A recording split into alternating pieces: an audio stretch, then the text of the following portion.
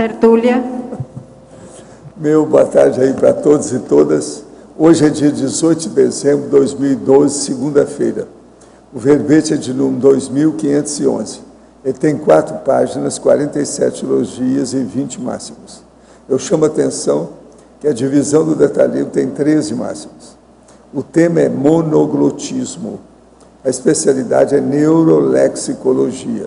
Quem redigiu o verbete é um especialista veterano, que é o professor Otto, que está ali muito bem assessorado. Agora, a definição. O monoglotismo é a condição da consciência ou uma mulher portadora de dicionário cerebral monolíngue, dispondo de apenas um idioma funcional para a autoexpressão escrita e oral. Os lexicopensene monolíngues, a lexipensenidade monolíngue, a autopensenização regionalista, a autopensenização monofásica, a autopensenidade restrita, a rigidez pensênica, a perfunctoriedade pensênica interiorota. Agora, o autoneurolex restrito, o universo acanhado da leitura pessoal, a biblioteca pessoal monolíngue, a arquivística pessoal restrita a um idioma, a falta de acesso às fontes da cognição, o travão ao progresso mental somático da consciência intelectual, a perda de oportunidades evolutivas, a falta de habilidade com idiomas, a imaturidade intelectual, a lacuna da formação cultural, a descontinuidade no desenvolvimento cognitivo da consciência, o autoassédio intelectual, o autoencapsulamento comunicativo na interação com estrangeiros, a impossibilidade da recepção telepática multilíngue, o acesso restrito às inspirações multiculturais, o acesso lacunado à holomemória, as experiências projetivas multilíngues do monoglota, o uso consciente do autoparapsiquismo no aprendizado de idiomas. Agora, na remissiologia dos 15 verbetes, nós destacamos 5. Atitude antiproex, eunuco intelectual, fechadismo consciencial, lacuna da formação cultural e língua materna. Frase enfática. As sérias restrições mentais somáticas impostas pela condição do autoneurolex monolíngue podem acabar prejudicando as max proex das consciências intermissivistas de perfil intelectual. Você é portador de alto mononeuroléxico ou alto polineuroléxico. De 1 a 5, qual a nota do esforço pessoal despendido na autossuperação das limitações cognitivas? Eu chamo a atenção que a bibliografia específica tem 4 fontes bibliográficas. Agora, a mega-análise com João Paulo são 20 itens. Restrição, limitação, extroversão, globalização e autoexpressão. Intelectualidade, interculturalidade, minilinguismo, monolinguismo e monoidiomatismo. Unolinguismo, nacionalismo, paroquialismo, fechadismo e xenofobia. Comunicologia, estrangeirismologia, monoculturologia, neurolexicologia e poliglotismologia. Agora, o verbete hoje do dicionário é anti-exacerbaciologia. O argumento é reflexivológico. Ele tem apenas 1 página e meia. Não passa disso. Então, é mais fácil de entender. Agora, aqui, nos questionamentos. Professor, minha amiga sofreu um acidente de trânsito, está no hospital em coma e respirando por aparelhos. Hoje teve alguma melhora, mas muito pouco. Gostaria de saber por que esse tipo de acidente acontece, por que o estado de coma. O que acontece quando a pessoa fica nesse estado? Tem alguma coisa a ver com a PROEX? Às vezes tem, mas depende de ver cada caso, como é que é, porque às vezes há um processo de assédio violento, pelo aquele trabalho que a pessoa está fazendo, que estão contra ela. Então, é preciso de ver o que ela faz, às vezes uma instituição, o problema de uma equipe que esteja em funcionamento. Agora, o estado de coma nesse acidente, isso é muito comum devido ao processo da cabeça, que é o trauma encefálico, o trauma craniano, quando dá o processo da cabeça. Minha família e eu estamos passando por problemas e não estou encontrando soluções. Meu pai suicidou o ano passado e tem dificuldade de lidar com isso. Meu irmão possui depressão profunda e tendências suicidas e não colabora muito com o tratamento, não aceita terapia e também não se ajuda. Minha mãe relatou nos últimos meses ter sofrido alguns ataques extrafísicos e assédio durante o sono.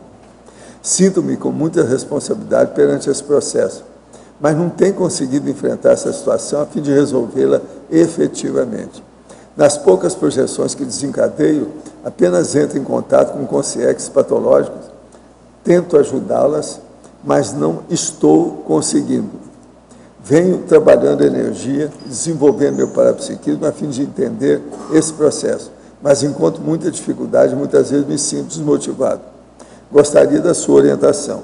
Olha, se você já sabe fazer arco voltaico, faz arco voltaico nesses seus parentes todos. Explica para eles que para eles deixarem você fazer o arco voltaico para você aprender.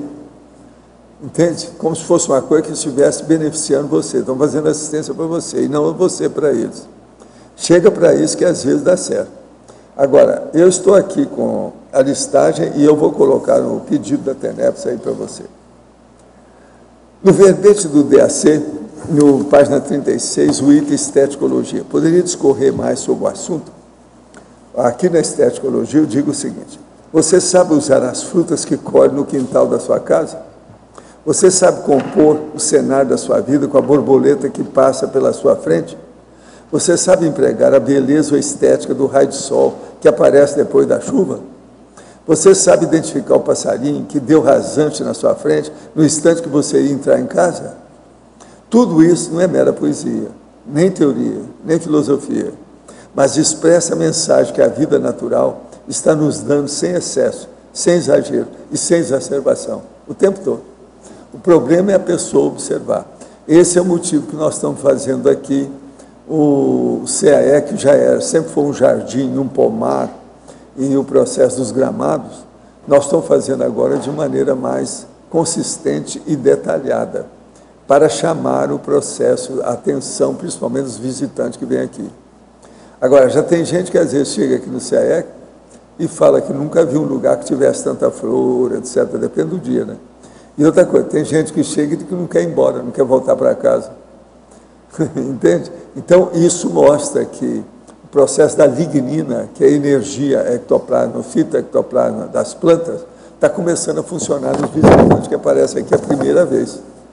Isso, então, é muito positivo na questão. Então, é o que eu estou falando aqui, essa mensagem da natureza.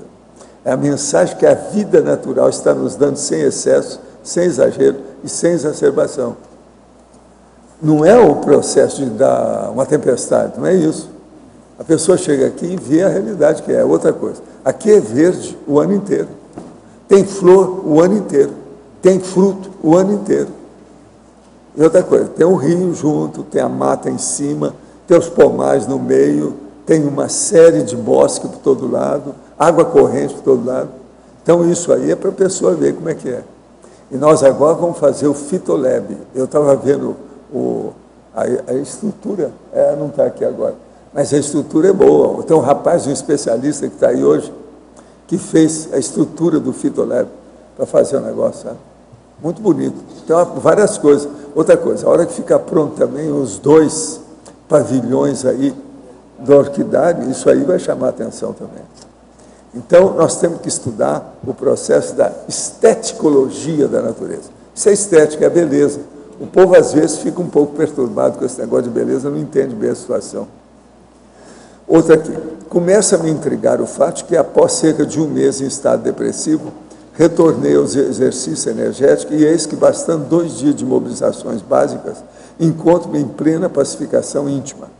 Tudo leva a crer no assédio, afastado por conta das movimentações energéticas. Porém, se assédio fosse, ele não iria ser intensificado pelo meu trabalho energético? O professor poderia esclarecer? Não. Você é o seguinte, quanto mais você movimentar as energias com intenção boa e procurando assistir, você vai melhorar tudo na sua vida. Não é só isso que você está fazendo, não. É tudo. Isso influi em todos os campos, departamentos, seções, os locais e holopensene daquilo que você trabalha. Procure dominar cada vez mais o processo da energia, que isso vai ajudar você cada vez mais, você não vai ficar com esse negócio de depressão.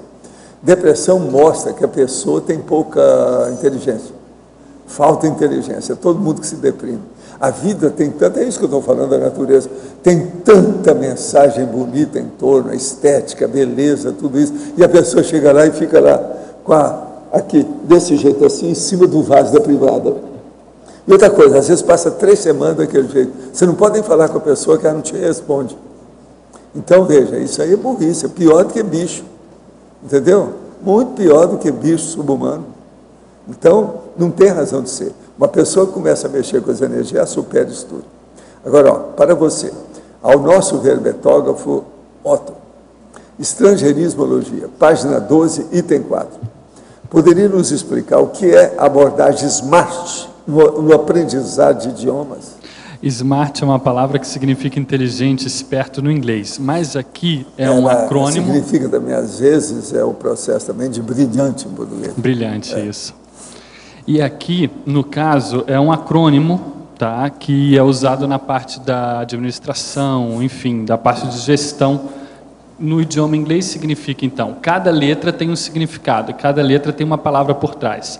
O S é specific, que é específico, o M é mensurável, o A alcançável, o R relevante e o T é timely, que no caso aí, ou time bound, que seria o prazo, ou seja, as coisas terem prazo. Então, esses 5 aspectos ajudam muito a pessoa a superar o processo do monoglotismo. Ela ter metas específicas, mensuráveis, para ela poder... Em 15 dias ela muda tudo. Exato. É possível. É possível. Ainda mais com o processo de imersão hoje em dia, com esse processo de intercâmbio. É o timeline dela. E metas relevantes, alcançáveis, que têm um significado para ela. Então, isso daqui ajuda no processo. Agora, já teve gente na minha vida que não sabia nada de inglês. Então, o que eu fiz? Para incentivar a pessoa, eu entrei na escola como se eu também não soubesse nada. Já dominava bem o inglês, tudo. Entrei com a pessoa. 1 mês depois, a pessoa estava boa. Em algumas coisas, eu falei, você está melhor que eu. 1 mês. Mas ali, tinha 2 professoras dando aula. Entende? E eu fui frequentar, como se tivesse aluno da primeira carteira, a primeira aula, como se eu não soubesse nada, para incentivar a pessoa. Mas eu também ajudei, né, no processo. Entende? Você sabe quem era a pessoa? Chico Xavier. Ele não sabia nada, mas era muito inteligente, mas não estudou até o 3º ano primário. Então eu falei assim, não, nós temos que ir para o exterior, mas se você não souber inglês, vai ficar danado. Estados Unidos, Europa, que negócio nós vamos, como é que vai? Inglaterra, você vai chegar lá e não vai entender nada, aquele povo, como é que vai ser? Não, você tem que entender. Aí vieram as americanas e dava aula ali, puxado todo dia, mas no mês ele estava doutor no assunto. Agora, o Chico era muito inteligente, ele lia muito, né? Isso aí ajudava muito ele. Ele aprendeu bem. Agora, isso facilitou, porque nós começamos a receber mensagem em inglês. Tanto eu já recebia antes, ele sabia. Nesse período. Eu recebia em inglês, recebia desenho, recebia em português, recebia em espanhol, um monte de mensagem. Agora, ele começou a receber, então, junto do português, de vez em quando vinha uma mensagem em inglês. E outra coisa, bem boas, bem séria, chegaram a publicar. Entendeu? Então, esse negócio de aprender idioma é muito mais sério do que a gente pensa. Outra coisa, ninguém esperava que isso fosse acontecer com ele. Ninguém dava valor para o processo. Agora, Paulo, em relação à psicografia, eu tenho uma dúvida. Quando você recebeu lá o Cristo Espera por Ti, o Balzac, como é que veio? Aquilo já veio em português? Porque o Balzac, a princípio, era francófono. Como é que foi isso? Mas ele não é bobo, não. O Balzac é do meu estilo, é o seu. Nós somos poliglotas de 50 costados. Quer dizer, é de milênios. Entendi. Está entendendo? Era a hipótese que eu tinha. Então o negócio é muito sério. É igual o caso do Chico. Esse negócio, ele teve essa facilidade. Facilita, né? Aqui, não é todo mundo que vai ter essa reação que o Chico teve, não. Vai ter gente que vai ter dificuldade para estudar. Eu sei disso. Agora, ele não, ele captava o negócio. Naquela ocasião, ele já tinha mais de 50, pra você ter uma ideia de idade, mas estava firme. Então, a gente tem que ver, o problema é esse. Agora, o Balzac não, o Balzac conhece esse processo de poliglotismo há muito tempo. O mal da vida dele foi a mãe e o problema dele estar muito influenciado pela época, por causa da monarquia, Paris, aquela coisa toda. O processo, o socialite, aquilo piorou muito a coisa dele. E ele é o seguinte, ele era muito desorganizado em matéria econômica e financeira. Então, ele negócio de dever os outros, a pessoa não... Se ele tivesse arrumado, ainda faria mais do que isso. Agora, o problema dele era fazer, mas não tinha tanta organização. Ele vestiu o balandral dele, aquele roupão, sabe? E ficava ali, tomava café para poder escrever. Agora, escrever 86 romances não é fácil. Então, isso é uma loucura. Ele viu demais, é igualzinho o Chico, viu demais a quantidade. Eles não viam a qualidade da coisa. O Chico escreveu, ao todo, 412 livrinhos, de todo tipo. Mas não tem nenhum livrão. Vê se me entende. Balzac também. Ele escreveu um monte de coisa, mas não tem nenhum, por exemplo, não tem nenhum tratado de nada. O Chico só teve psicografia, não teve nada da lavra dele. Não, tudo é psicografia. Entende? Mas ele escrevia muito bem por eles, qualquer coisa. Por causa das cartas, você sabia disso. Ele dominava só. Também, depois de alguns anos, o cara escrevendo todo dia, ninguém aguenta. Ele supera todo mundo que esteja por aí. Entende? Pega isso aí, senão a gente não escuta aqui. O senhor sempre faz comentário que o Chico Xavier é muito inteligente. Isso ajudou a questão dos livros? Ajudou demais tudo na vida dele. Quer dizer, se fosse outra pessoa, não teria tido essa quantidade. Ele não ficou doido com a história toda e o processo dele quando era jovem, por exemplo, em 1927. Entende? Quando ele tinha lá 16, 17 anos, porque ele teve internado, doido. Mas ele não ficou doido de tudo por causa da inteligência dele. Quer dizer, o processo é além do Agora, o problema é que ele tinha muita fissura do passado dele, das loucuras e outra coisa. Tinha problema da monarquia no meio. Por isso que ele dava atenção, assistência, o negócio todo. Agora, essa vida dele foi muito útil, foi muito bom.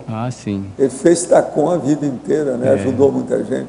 Agora, ele sempre teve tendência da maternagem. Ele sempre foi uma mãe, entendeu? Uma mãe. Sei. Então, ele virou um santo do espiritismo, uma santa. É igual a uma santa, é maternagem. Essas coisas existem. Tudo existe. Beleza, obrigado. Agora aqui, na Fatologia, página 12, penúltima linha. Como deslanchar o poliglotismo latente dos cognopolitas? Quais travões existem? Olha, os travões que eu vejo aí, às vezes são coisas do passado e às vezes é simplesmente uma falta de dedicação ou organização maior. A pessoa se dedicando, tendo uma organização, e aqui o caso que o professor Valdo deu, as pessoas estudando todo dia, várias horas por dia, ela então entra num processo de imersão. Então a imersão, a saturação holopensênica com o holopensênico do idioma do país, do idioma que a pessoa quer aprender, é uma saída para isso.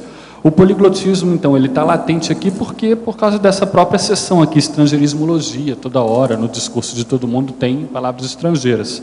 Então, a pessoa consegue desencalacrar isso se dedicando e trabalhando, enfim. A pessoa que tem facilidade com o parapsiquismo e não com os idiomas pode aproveitar o parapsiquismo, como eu falo lá no último item da parafatologia, para poder trabalhar com isso, através dos laboratórios, através de pesquisas de campo, e assim ter acesso à holomemória e começar a falar o idioma alvo dela. No último item da parafatologia, página 13, final da 4ª linha. De que modo otimizar o uso consciente do autoparapsiquismo no aprendizado de idiomas? A gente fez um curso ano passado, o poliglotismo parapsíquico, e entre os alunos tinha uma pessoa que tinha dificuldade com o inglês e ela queria trabalhar com aquilo, estava no curso justamente para isso, para entender o que acontecia e como que o parapsiquismo poderia ajudá-la. Então ela, no curso, como ela era muito parapsíquica, ela teve alguns insights a respeito de uma vida passada dela, com um processo envolvendo o militarismo no Reino Unido e coisas assim, coisas que então atrapalhavam o aprendizado de inglês dela. Ela investiu nesse processo, fez as reciclagens dela, fez a autocura dela, e isso ajudou a desencalacrar e ela ficar mais tranquila na abordagem ao inglês. E depois outras vivências parapsíquicas a deixaram mais tranquila, mais zerada, do ponto de vista de rapport com o idioma, e aí a partir daí é só a pessoa se dedicar. Claro que o uso do parapsiquismo vai, no caso, agregar valor, vai contribuir, vai ser um aporte a mais, não vai substituir o esforço intelectual do estudo dirigido, do estudo disciplinado, do estudo aplicado da pessoa. Agora, a pessoa sabendo aproveitar o autoparapsiquismo, por exemplo, um amparo, que essa pessoa mesmo que eu estou falando, ela teve num curso de campo, ela teve uma inspiração de amparador em inglês. Ela, puxa, mas estou tendo inspiração em inglês, não falo inglês, como é que é isso? Então, às vezes a pessoa tem contribuições, insights de amparadores em idiomas estrangeiros, ela pode também aproveitar isso, aproveitar esse rapport e tudo confluir para o tópico do aprendizado de idioma. Gente, eu quero mostrar para vocês aqui alguma coisa sobre a CIP. A CIP é uma instituição conscienciocêntrica, que é a Associação Internacional de Parapsiquismo Interassistencial. Esse aqui, ó, é o portfólio de curso do ano que vem, que começa daqui 13 dias, já é o ano que vem. E aqui é a agenda de cursos, no ano inteiro que tem aqui. Então, vocês vejam bem, isso aqui é muito importante, porque tem uma série de cursos, são dezenas deles, que tem a data, como é que é, onde vai ser, a cidade, a situação toda do jeito que está aqui. Então, tem coisa que não é só em Foz, tem em Belo Horizonte, tem no Porto, em Portugal, para vocês terem uma ideia, Porto Alegre, São Paulo, Salvador, enfim, tem muitos outros lugares. Agora, aqui é o portfólio dos cursos com mais detalhes de cada um. E aqui é a listagem da agenda de curso desde janeiro até dezembro do ano que vem. Agora, isso aqui é muito importante, então eu vou pedir também para os teletertulianos que se interessar por isso. Você sabe, o responsável por isso aqui é o professor Mário Oliveira, da CIP. Então eu vou pedir para você, para saber na recepção, se isso aqui já foi colocado lá no site. Se não foi, para colocar essas duas listagens lá no site. Dá um jeito, pô. Entendeu? Para chamar a atenção, principalmente essa agenda de curso, que aqui tem tudo. Tem o curso, aqui ó, primeiro tem o mês, a data, o dia, os cursos, o professor e o local. Eu acho que isso aqui, o povo vive me pedindo isso aqui por todo lado. Então seria bom colocar também. Por exemplo, os 40 manobras é um dos cursos que tem aqui.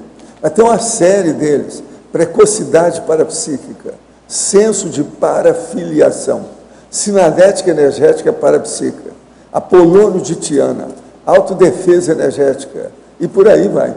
Retrocognição, tem tudo aqui. Então você olha lá, se não tiver, coloca para a gente, para atender o teletertuliano, porque eles vivem me pedindo, mandam recado para mim lá em casa, tá bom? Agora, outra coisa que eu queria mostrar para vocês. Eu recebi aqui, da minha amiga, que é a Rosemary Bernardi, esse Direitos e Questões Tecnológicas. Isso aqui já é o segundo volume, é uma antologia são as questões tecnológicas aplicadas ao desenvolvimento social, com todo o problema do direito. Os organizadores é o Antônio Carlos Effing e a Cíntia Obladen, a Lendra Freitas. Mas agora, tem aqui um dos artigos, esse aqui é justamente da a Rosemary Simon Bernardi. O livro está muito bem feito, é muito importante dentro do processo, e nós vamos colocar isso aqui na holoteca. Outra coisa, aqui nós temos a Consciência, a revista, o último número que saiu, que é a edição especial do primeiro Congresso Internacional de Tenepsologia e o 5º Encontro Internacional de Tenepsistas. Agora, ó, em matéria de TENEPS, de modo geral, isso aqui é a maior publicação que já foi feita em todos os anos. Os assuntos que tem aqui são extremamente novos, diferentes, avançados. Vale a pena os tenepsistas verem a revista. Se alguém quiser compulsar, ela está aqui para a pessoa ver aí com calma. Vale a pena. Agora, outra coisa que eu queria mostrar para vocês. O CAEC ganhou um troféu imprensa. Vocês já viram falar esse troféu imprensa? Tem quase 40 anos. O CAEC ganhou o troféu imprensa. Está aqui o troféu. O nosso amigo aí, o nosso prefeitinho, sabe, que é o César Cordioli, foi lá para receber. Então o troféu pesa para Chuchu. Agora eu preciso entregar isso para o nosso amigo que não está aí, né? O Felipe Mansur, que isso aqui é do CAEC. Ele pôs meu nome aqui, mas não tem nada a ver comigo não, o negócio é o CAEC. Agora aqui, ó, tem o documento. Esse documento eu vou pedir para levar para a holoteca com uma carta especial também do troféu imprensa. E aqui é a mesma condição, só que tem que é maior, o diploma. Agora, esse troféu imprensa, você sabe, isso é muito conhecido no Brasil, tem só 39 anos, para você ter uma ideia. O troféu é mais antigo, vamos dizer, o problema todo que é feito é mais antigo que muita gente nova ainda, 39 anos, entende? Agora, ele gostou demais, o Maranhão, que é o Carlos Queiroz Maranhão. Eu quero agradecer muito a ele, as personalidades que participaram disso, tudo lá, que o César foi a Curitiba para ver isso aqui. Entende? Porque em nome do CAEC, o processo aqui é do CAEC. Agora, ele, Maranhão, falou para o César que ele vai aparecer aqui qualquer hora e quer conversar comigo mais algumas coisas que ele quer trazer, não sei o quê, alguma coisa. Então, nós estamos esperando para ver. Você lembra que ele esteve aqui com a gente? Ele escreveu uma coluninha na Gazeta? Escreveu uma coluna na Gazeta, é o mesmo Carlos Maranhão? Ele escreve o Brasil inteiro, tem material dele. Esse homem é super conhecido, Carlos Maranhão, entende? Agora, o troféu imprensa também é uma das coisas de comemorações e de distinções que se faz no Brasil mais conhecido. Tem 39 anos, isso não se brinca com uma coisa dessa. Agora, o negócio é sério. Agora, eu preciso de ver o Felipe, de modo que aí, ó, o Felipe, se alguém aí, ó, a Mariana, Felipe, qualquer um estiver por aí, vê se me aparece aqui, para vocês levar isso aqui, ó, que o negócio pesa. Tem que levar para cá para ver, porque isso é o CAEC, tem que arranjar aí. O problema é do CAEC, tem que ver o que faz. E esses aqui também, eu vou entregar essa documentação, quando a turma chegar aí, não, você pode deixar que a gente entregue aí para quando eles aparecerem. Eu tenho mais coisa para falar para eles. Agora, isso aqui, ó, se ele não aparecer, seria bom vocês ficarem aí para depois entregar para o Felipe Mansur, que ele que é o nosso chefe aí. Então, vamos ver o que é que ele faz com isso. Agora, Arlindo, eu entrego, então, o professor Otto para você. Cuidado, hein? Você não adianta estar falando italiano com ele, porque é pouco. Esse cara é bom, mas fala... Em bocca lupo. E fala italiano também, mais do que eu. Agora, aqui na fatologia, a quinta e sexta linha, a intolerância quanto à restrição da autoexpressão. É que tem gente que é bastante falante, que é bastante comunicativa e tem um cabedal de conhecimento muito bom, mas é monolíngue. Aí, quando a pessoa vai aprender um outro idioma, ela não suporta, num primeiro momento, ficar restrita, ou seja, ela tem uma intolerância quanto à restrição da autoexpressão. Ela não consegue falar tudo que ela fala em português, no caso, e aquilo é insuportável para ela e a faz desistir, porque ela quer ter resultado rápido, que ela quer falar a mesma coisa que ela fala em português rápido com todo mundo, quer falar sem parar, quer ter uma abordagem enciclopédica, só que isso demanda tempo para você ter o mesmo vocabulário. Língua materna é uma coisa, né? Outra língua. Aí a pessoa fica frustrada, ela não entende que tem essas diferenças e aí ela acaba desistindo, largando de mão o aprendizado. Eu vi alguns casos assim, por isso que eu achei bacana colocar aqui, porque às vezes é uma das causas do monoglotismo aí, renitente da pessoa. E aqui na parafatologia, página 13, na terceira linha, as experiências projetivas multilingües do monoglota. Pois é, isso poderia até ser um paradoxo, né? Mas não é não, é porque como a pessoa, inclusive eu coloco lá em Principiologia, o princípio do multilinguismo seriexológico da consciência. Como a pessoa teve vidas em diferentes culturas, falando diferentes línguas, é normal que no desenvolvimento de parapsiquismo, às vezes algum fenômeno, alguma coisa que ela precise ver, um aporte dos amparadores, ou às vezes até um processo assediado, aí vai depender de cada caso, a pessoa pode se ver, por exemplo, falando outro idioma no extrafísico. Também já me relataram casos assim. A pessoa, puxa, mas eu estava no extrafísico falando um tal idioma, mas eu não falo aquele idioma, como é que pode? Então, enfim, isso mostra aí um processo de retrovida em outras culturas, outros idiomas. E, no entanto, a pessoa monoglota. Se esse fenômeno, no caso, uma experiência projetiva, um contato, um processo de assistência, que tinha um outro idioma envolvido, a pessoa pode aproveitar isso, lançar a mão disso para ela superar esse processo de monoglotismo e aprender essa língua que estava envolvida. Ela pode, né, tirar partido disso daí, se for o caso. Mas é possível a pessoa não fala nada daquela língua e chega no extrafísico, entende tudo, fala tudo? Será que é possível? Vamos supor que você não tivesse tido contato com o italiano nessa vida, falasse só português. E tomando como hipótese que você teve... Estou falando italiano só porque é o seu caso aí.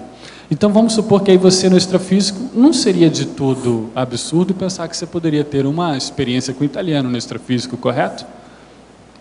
Eu tive no intrafísico.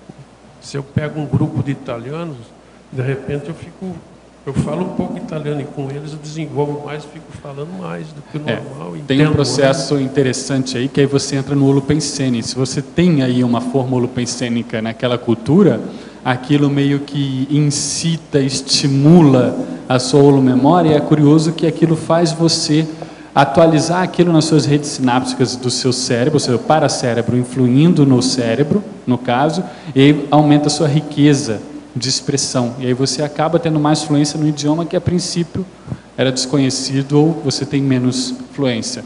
Isso pode acontecer também. E aconteceu também com o francês, quando eu estive na França, eu entendia, entendo muito pouco de francês, aquele básico, mas eu entendia tudo que a pessoa falava. É um negócio estranho até. Estranho e parece que mágico, né? E qual a sua hipótese para esse? Eu tive vida na França, com certeza, porque Paris para mim era tudo familiar. Né? Com certeza. Então, é por aí. É por aí. Alô, eu vou Salve. criar um exemplo que eu... Fala alto. Eu viajei com um cidadão brasileiro em toda a Europa, né? E ele, onde chegava, ele logo pedia onde tinha feijoada para comer, onde dançava samba, e achava que o estrangeiro era obrigado a entendê-lo bom português.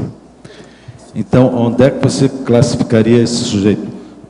Na parafatologia, no encapsulamento, aí, no segundo item, ou na numerologia, no monoglotismo, talvez cronificado, ou num outro mito qualquer?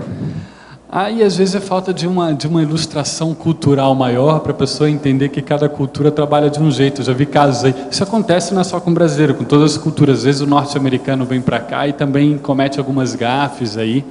E brasileiros que pedem Guaraná Antártica na Argentina e por aí vai. Então isso é muito comum. Agora aí no caso eu acho que o que eu quis dizer aqui, viu, o cardio, foi um pouco diferente. Esse autoencapsulamento comunicativo é quando você tem, por exemplo, vários amigos assim numa mesa e tem um estrangeiro, só que aí tem um desses amigos aí que não fala o idioma. E aí naquela interação ele até queria interagir. Ele sente que tem uma afinidade com aquele estrangeiro, que tem um rapport, que gostaria de aprofundar. Só que ela trava, ela fica toda hora recorrendo aos amigos e tal, então ela fica inibida e ela acaba se encapsulando na comunicação. Isso nos diversos setores da vida humana. Isso pode acontecer desde um processo mais sério profissional até um processo mais light turístico, por exemplo. Agora, isso que você fala, eu acreditaria este fato ao processo de falta de não simancômetro aí, mas realmente de uma amplitude cultural. Ou seja, a pessoa está muito restrita ao umbigo dela, não viu que, né, as diferentes culturas atuam de modo diferente, né? Até eu coloquei num verbete como um mito da linguagem nativa, como a única a ser usada. Não sei se pode ser, né? Por aí. Tá bom, obrigado. Eu mais ou menos que falo disso, viu, Cardio, aqui nesse verbete, ali na culturologia, na última página, primeiro item, a cultura da anglofonia nativa, ano base 2012, que eu vejo muito processo, isso é conhecido internacionalmente, que para eles, por exemplo, ali, pegando só os dois mais comuns, né, os estadunidenses e os britânicos, eles usam até a expressão they take for granted, então eles supõem que o inglês é realmente internacional, a ponto de que isso faz com que eles fiquem mais, entre aspas, preguiçosos para aprender outra cultura, outra língua, porque todo mundo se esforça para falar inglês com eles, e é isso acaba reforçando um processo de monoglotismo deles. Aí, se a pessoa, nesse caso, for muito interiorota, ela pode achar que aqui é uma extensão, é uma extensão da cultura deles. Certo. Eu até tinha anotado aqui para fazer essa pergunta sobre lengofonia, você então quebrou o galho. Já me adiantei aí. Certo, tá obrigado. Alô? Aqui atrás. Sim. Atrás de você. Sim, sim. Com relação à questão do poliglotismo, o monoglotismo e em relação à universalidade, universalismo, como é que você faz uma comparação entre o universalismo, poliglotismo e o universalismo? Olha, ali na Megapensenologia, na página 12, já tem aí um insight, um tira-gosto a respeito do que você está perguntando. É ali, ó. Eis Megapenseno trivocabular pertinente, ali em Megapensenologia, que é o último tópico da conformática, ali na página 12. Aí lá está escrito, inexiste universalismo monoglota. Isso daqui não é meu, isso eu tirei do último item da bibliografia específica, do artigo do professor Jaime Pereira, que ele fala da importância do latim no desenvolvimento mental somático do conscienciólogo. Então, o que eu vejo é o seguinte, o processo, nós podemos até estudar várias culturas, ler, estudar, se interessar, então nós teríamos aí um universalismo, um multiculturalismo teórico, tá? A pessoa também pode aprender várias línguas só por esporte, ela aprende várias línguas, mas também tudo superficial, ela não aprofunda, então ela tem ali um vislumbre um pouco de como cada cultura funciona através do idioma, então ela teria um universalismo ali, digamos, prático, né? Só prático. Então o ideal seria nós juntarmos os dois, então sair do monoglotismo, porque o poliglotismo ele vai chancelar um processo de multiculturalismo vivido. Você pode conhecer de outra cultura, mas quando você consegue interagir diretamente com representantes de outra cultura, você tem uma outra abordagem perante os fatos da vida. Você consegue se colocar em comunhão, que é o processo da comunicação. Então você consegue ter um denominador comum com a outra pessoa. Isso é necessário para um processo de universalismo. E isso você tem que tentar fazer sem intermediários. Ou seja, o ideal é você dispensar tradutor e intérprete sempre que possível. E aí você também não pode depender só do inglês, que nem todo mundo fala só inglês. Por isso o fato do poli. Então, à medida em que você expande isso e você vive vivenciado teaticamente, eu vejo, no meu ponto de vista, podem ter outras interpretações aí, possivelmente existam, eu vejo que isso daí então seria um universalismo teático vivido, que é um conhecimento realmente teático das culturas, acompanhado das línguas. Porque só aprender o idioma sem aprender a cultura também, por si só, ajuda, porque você vai se comunicar diretamente com a pessoa, mas não dá aquele molho necessário para a vivência teática do universalismo. Eu não sei se era mais ou menos por aí sua pergunta, ficou claro? Isso, ficou claro em relação a essa questão, mas eu tenho uma segunda questão também, uma outra pergunta. Com relação ao Esperanto, que foi o idealismo, né, de uma língua que todos pudessem ter um meio de comunicação, né? O que o seu ponto de vista em relação ao Esperanto? O Esperanto ele teve uma ideia interessante no início, que era o quê? Servir como segundo idioma. O Esperanto nunca foi idealizado para substituir a primeira língua de ninguém. Era para ser um idioma auxiliar internacional para as pessoas dos diferentes países aprenderem na escola ao lado da sua língua materna. Porém, o que a história nos mostrou, claro que aí tem variáveis não apenas linguísticas, mas também extralinguísticas, ou seja, o poder econômico, social, sociológico, científico, até bélico dos países atualmente, né, de língua inglesa, que fizeram com que o inglês ficasse mais disseminado, a ponto de todos recorrerem ao inglês para fazer negócios, para fazer ciência em congressos científicos e não utilizarem o Esperanto. Agora, um ponto de vista também intralinguístico, ou seja, analisando o idioma em si, do Esperanto, não entrando na questão gramatical e tal, porque eu também não estudei Esperanto a fundo para entender como é que era o processo. Mas é que o fato de uma língua não ser falada como língua materna, ela não tem um fator emocional, emotivo, porque língua materna é exatamente isso, aqueles cuidados da mãe no início, aquilo ali tem muito de umbilical chakra, cardiochakra, tudo ali, todas aquelas energias que estão lastreando aquele processo do aprendizado do idioma. Quando você entra com uma língua segunda, terceira, e como no caso o Esperanto, que é uma língua artificial, você não tem esse lastro emotivo, não é uma língua que tem uma pátria também, então tudo isso faz com que ele não tenha liga, então não tenha tido um livre curso na sociedade. Talvez seja por isso também que ele não tenha tido grande sucesso. Agora, ó, todas as línguas tipo internacional que tentaram fazer artificialmente não pegaram. Não dá. Porque o processo tem que ser natural, é espontâneo. Você explicou bem. É a fisiologia da comunicação. Então não dá certo. Tudo que é artificial, nesse caso, não funciona. Não adianta. E olha, tem uma série, não foi só esse, não foi só o Esperanto. Tem mais uma série das línguas artificiais. Tem centenas. E nenhuma pegou. Nenhuma pegou. Tem um livro do Paulo Roney, Babel e Antibabel, o único livro em português que ele faz uma listagem, explica a história dessas línguas artificiais, filosóficas, universais. O negócio é sério. Letra B. Pois não. Calma, fala baixo, tranquilo.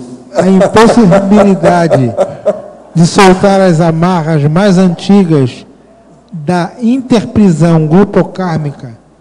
Dá para você falar mais sobre isso? Dá, sim. Então, deixa eu ver. Nós estamos aqui... Fatologia. Fatologia, sétima linha, correto? Sim. A impossibilidade de soltar as amarras mais antigas da interprisão grupocármica. Meu primeiro verbete foi o poliglotismo interassistencial. E nele eu falava da possibilidade, através do poliglotismo, né? Você tem uma possibilidade de soltar as amarras. Então, aqui eu fiz o raciocínio inverso, ou seja, numa questão monoglota, considerando essa vida intrafísica aqui, você vai estar se comunicando, então, só com aquelas pessoas que falam aquele idioma. Claro, não é só brasileiro que fala português, tem também alguns países na África, até no Sudeste Asiático, na Ásia, Portugal, enfim. Porém, você fica aí restrito na sua comunicabilidade, na sua comunicação, na expressão da sua ideia. Então, se a sua ideia atinge um público menor, você vai ser capaz de, considerando que esse público tem a ver com um processo seu de interprisão, de assistência, você vai ser capaz de assistir um público X. Agora, se você fala uma segunda língua, você vai ser capaz de assistir um público diretamente relacionado a você, um público 2X. Se você fala 3 línguas, você vai poder trabalhar com um público 3X. Poliglotismo aí vai ser NX, ou seja, qualquer tipo de... As línguas que você falar, você vai ser capaz de trabalhar com o povo daqueles idiomas, que muitas vezes não é só um país. Você pega, por exemplo, o francês, você tem Suíça, você tem Bélgica, você tem até o Canadá, Quebec, o inglês também, enfim, alemão você tem Áustria, você tem até a própria Suíça. Então ali você consegue, você tem possibilidade, não estou dizendo que você vai soltar as amarras, mas estamos falando de questão de possibilidade. Então, com o monoglotismo você fica muito restrito. Então as suas possibilidades de soltar as amarras, aí através da interassistencialidade, no caso, elas ficam reduzidas. Ficou claro isso daí? Muito obrigado. De nada.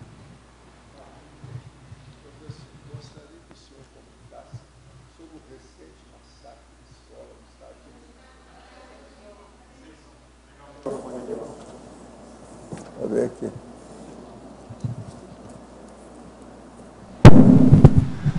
Gostaria que o senhor comentasse sobre o recente massacre em escola nos Estados Unidos. No noticiário informaram que a mãe dele colecionava armas e ensinava o próprio filho a atirar.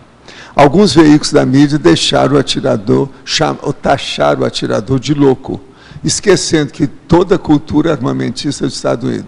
Os loucos mesmo são as autoridades dos Estados Unidos. E outra coisa, o problema todo vem do Pentágono e da associação do rifle, da espingarda, da metralhadora que tem lá. Agora, isso tudo tem judeu atrás. Os judeus, eles defendem o princípio de Talião, a lei de Talião, que é cabeça por cabeça, olho por olho, vida por vida. Então, é o processo da represália e da vendetta. Os Estados Unidos, com a associação do rifle, não cai devido ao monopólio que os judeus fazem. Eles controlam a mídia, eles controlam o Pentágono. Por exemplo, o presidente da República lá, que nesse caso é o Obama, ele não tem força nenhuma para aquilo lá. É tanto que eles nem tocam no assunto, porque aquilo ele é impotente de fazer qualquer coisa nisso. Agora, os verdadeiros loucos não é aquele que atirou, são os adultos e as autoridades que são loucas de permitir isso sem parar. E isso, ó, vai... E outra coisa, a própria televisão de vez em quando fica comparando, que lá mata menos do que nos outros países, porque tem liberdade de matar. Mas olha, e esses massacres desse jeito? Esse aí foi o segundo massacre na vida dos americanos, massacre de escola. Teve um só que foi maior do que esse. O rapaz matou 27 pessoas, inclusive a mãe que ensinou a ele a atirar. E outra coisa, ele usou 3 armas para matar esse povo todo, e depois suicidou. Agora, eles vão falar que ele é louco? Loucos são as autoridades que permitem tanta arma. Outra coisa, aqui, ó, veja só, o que é que está na pergunta. O fato... Já está...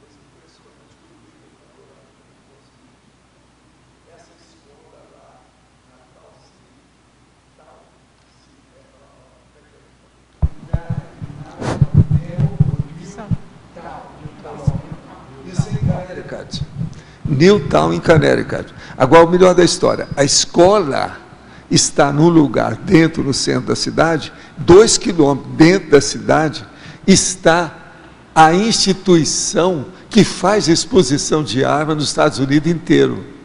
A sede é nesse lugar, tudo lá pertinho. Então, vocês vejam como é a mentalidade, a cultura do processo do assassinato. É uma loucura o negócio do massacre, da matança. Isso numa cidade pequena, essa cidade é pequena, mas é super especializada. No verbete do DAC, item politicologia, o senhor escreveu que somos a favor da ordem e do progresso pacifista. Infelizmente, vivemos num país com menos armas, mas que tem 3 vezes mais morte e tiro do que nos Estados Unidos. Não é bem assim, não. É preciso de notar o processo do que os americanos mexem em matéria de guerra. Não é bem assim, isso tudo está mal contado. Eu estive em Washington e examinei isso, inclusive com autoridade, na década de 60. O povo tudo era desanimado, lá dentro mesmo, ninguém, é tabu, você não pode tocar em certos assuntos.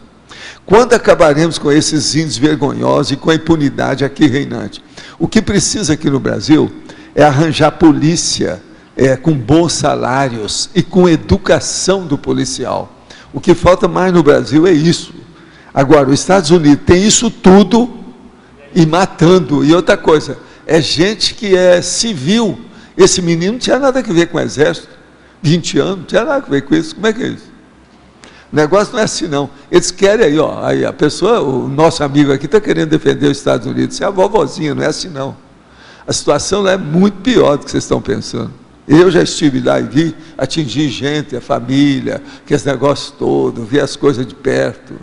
Por todo lado tem armas. Você vai, por exemplo, em Las Vegas, Está cheio de gente com arma, tudo quanto é lado, uma loucura aquilo lá. No entanto, não é um lugar de resort, de você ficar descansado, relaxado, fazendo jogo, vendo as coisas, show de todo jeito, uma riqueza, e o povo tudo armado. É uma loucura aqui, de vez em quando está cheio de gente suicidando lá dentro. E eles não falam nisso, porque senão, já viu. Professor, com relação à consciência Chico Xavier, é possível que na sua próxima ressoma ele já tenha acesso às ideias da Conscienciologia? A gente torce, né? Vamos ver o que vai dar.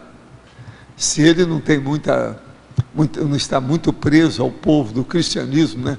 Porque o espiritismo, inclusive com ele, virou uma seita cristã. Deve se de ver, porque isso aí cria culpa no cartório e rabo preso. Se de ver, né? O que deu? Agora, ao professor Otto, quantas línguas você domina? Qual foi a sua segunda língua?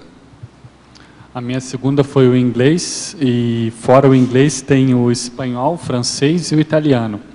Mas as minhas línguas de trabalho, que é o que eu dou mais valor por causa do processo profissional, é o inglês, o francês e o espanhol. O italiano vem para conversar com a Arlinda aí. Parla, que ti fa bene.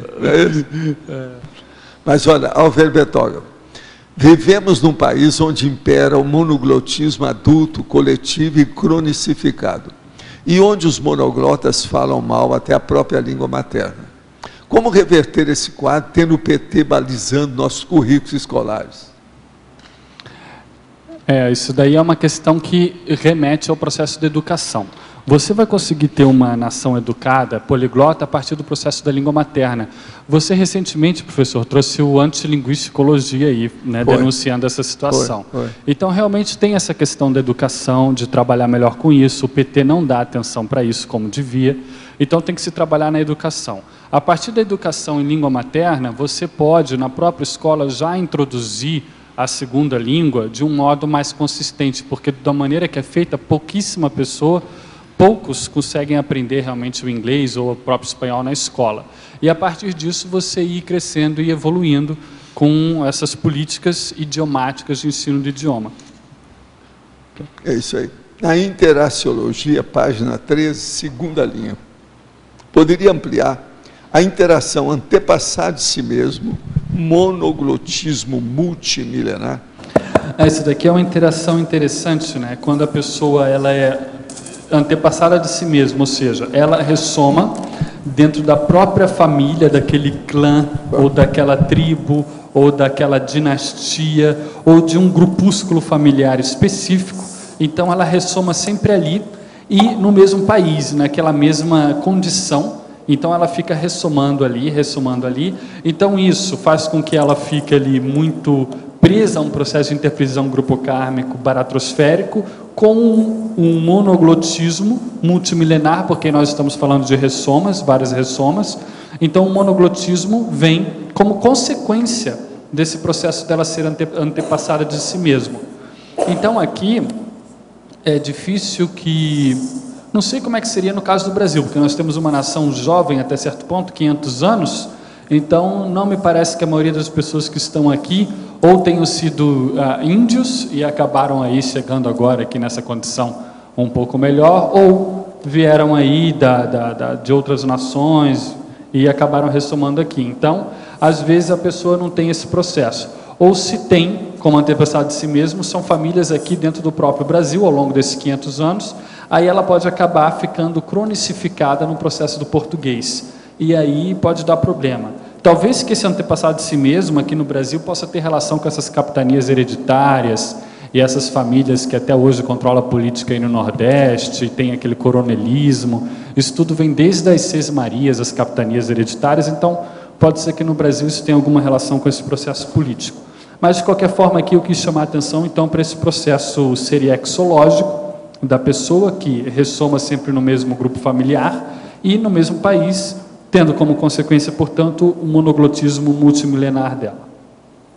Álvaro Bertoga, quando uma consciência se comunica através de uma determinada língua, podemos atribuir isso a um grau elevado, não muito avançado, na medida em que o idioma representa parte de um determinado contexto geográfico, histórico, social?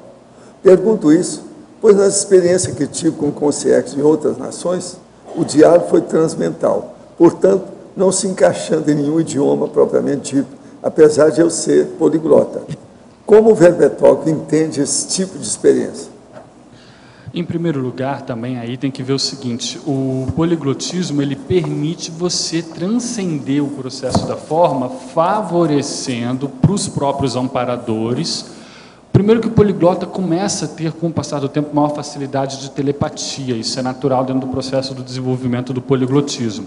Então, pode ser que ele possa transcender a forma e, assim, facilitar até para os amparadores um contato mais transmental. Então, às vezes, aí é o próprio poliglotismo, que isso poderia até ser tido a conta de um paradoxo, por que não? Ou seja, o poliglotismo fazendo você largar a mão dos idiomas na comunicação transmental. Porém, não é uma razão para se abrir mão disso, pelo contrário. Até porque essa comunicação dos amparadores, diálogo transmental ou em algum idioma específico, depende da intenção interassistencial do momento. Às vezes, para um determinado contexto, para o grupo envolvido, para a assistência que tem que ser feita, a comunicação em determinado idioma cria um rapport com a pessoa que está recebendo a comunicação de maneira a torná-la mais lúcida para alguma realidade, às vezes até para um processo dela de passado, e assim desencadear algum processo de assistência. Então, isso daqui, a questão toda é que o poliglotismo ele lhe dá, é como se fosse um cardápio, ele lhe dá então uma gama de possibilidades que você escolhe de acordo com a situação interassistencial. A questão é que se você não tiver o poliglotismo e se restringir ao monoglotismo, você não tem essa gama. Então, a sua margem de manobra interassistencial, do ponto de vista da comunicabilidade, fica restrito. Então, esse que é o ponto principal que a gente quer chamar a atenção aqui.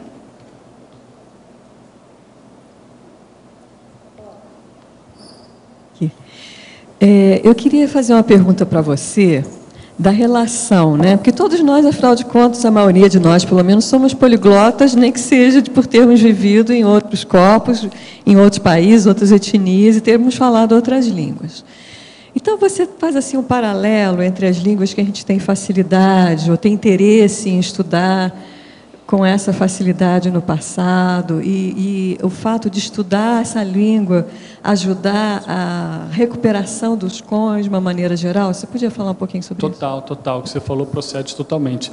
É interessante a pessoa ver aquela língua com a qual ela tem mais facilidade, a despeito do fato de ser, no nosso caso português, ser uma língua prima ou irmã aí, neolatina, uma língua... A despeito, pode ser uma língua totalmente diferente, uma língua eslava, uma língua germânica. A pessoa tem que ver aquilo porque facilita um processo de retrocognição. O que você está falando está perfeito, no meu ponto de vista.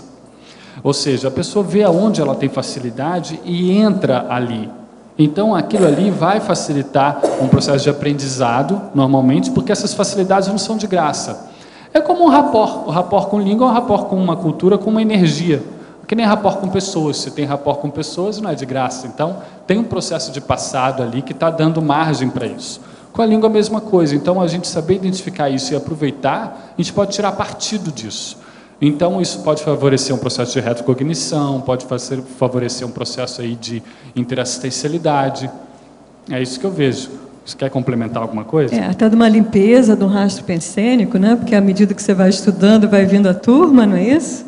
E a gente vai se atualizando a turma, né? Isso que você fala é um negócio interessante, porque o que acontece? Às vezes a pessoa começa a estudar um idioma e o ambiente pesa, e vem um monte de gente. Aí ela, de duas uma, ela fala, está pesado, está difícil, essa minha forma é ruim, vou deixar de lado. Às vezes não. Às vezes tem um processo de gargalo que a pessoa tem que passar, e aquilo tudo, aquela evocação, que é natural, né? Vem, é porque a pessoa já tem condições de assistir aquele povo. E ela não está sabendo. Então, ela, como tem condições de assistir aquele povo, o povo vem. Então, ela tem que passar aquele gargalo para poder daí ser capaz de trabalhar com aquele povo. Isso aconteceu comigo em alguns... Porque aí você pode perguntar assim, né, a mim, mas como diferenciar então? Né? Um caso de que realmente não é para mexer, de um caso que você tem que trabalhar. Enfim, você vê então qual é digamos assim, a aplicabilidade interassistencial daquela língua.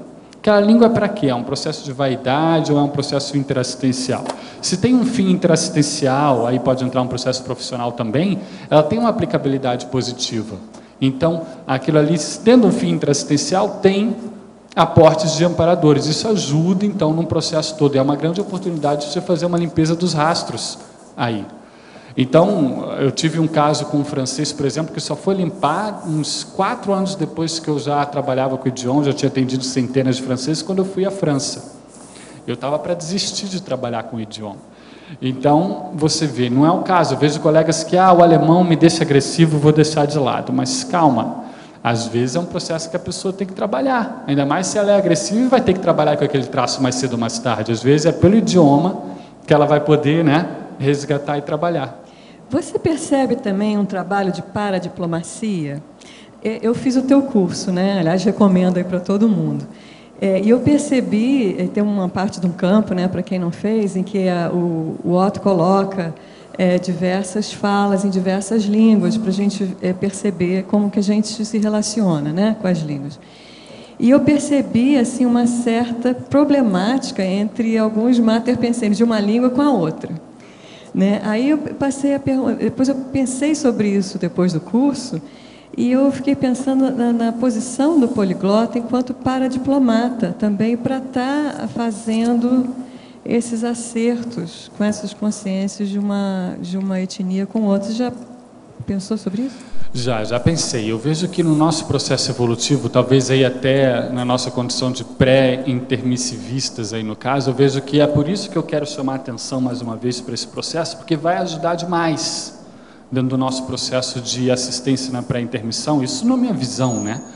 Que a pessoa pode fazer, porque imagina por quantas etnias nós passamos, e ao longo da evolução, eu acho que o caminho, eu acho que eu não tenho certeza, né? Mas eu vislumbro que o caminho seria você ir passando por várias etnias e ir trabalhando com elas e acertando. Então, esse processo do poliglotismo lhe dá possibilidades, como a gente falava mais cedo, de desamarrar o processo da interprisão. Então, é natural que um processo de paradiplomacia entre. Senão, não seria um dos traços do evoluciólogo o processo do poliglotismo. Não haveria universalismo, né? Perfeito. Agora, um diplomata, por exemplo, um diplomata monoglota, né, no Brasil teve uma época, no Brasil teve uma época que eles queriam, né, isentar os candidatos à diplomacia no Instituto Rio Branco de falar inglês ou outros idiomas e tal, que não é o mais adequado devido à necessidade de você se interrelacionar, são relações internacionais, afinal de contas, né? Então, eu vejo isso daí, o poliglota, ele pode acabar atuando, não que ele vá ser, cuidado, não que ele vá ser um paradiplomata, porque são diferentes, o Homo sapiens poliglóticos tem diferentes níveis, você poderia de repente fazer uma listagem dos tipos de poliglota. Tem espião poliglota, ela fala aqui, então é uma paradiplomacia mal aplicada, né? Então, o poliglotismo em si... Não, ele é neutro. Exato. Né? Mas se a gente usar de maneira cosmoética, é uma ferramenta... É que às vezes a pessoa acha, saber uma língua, eu mesmo, quantas línguas eu poderia... que eu estudei um pouco e larguei para lá, porque eu não via a necessidade de aplicação. Porque era uma visão muito curtinha. Né?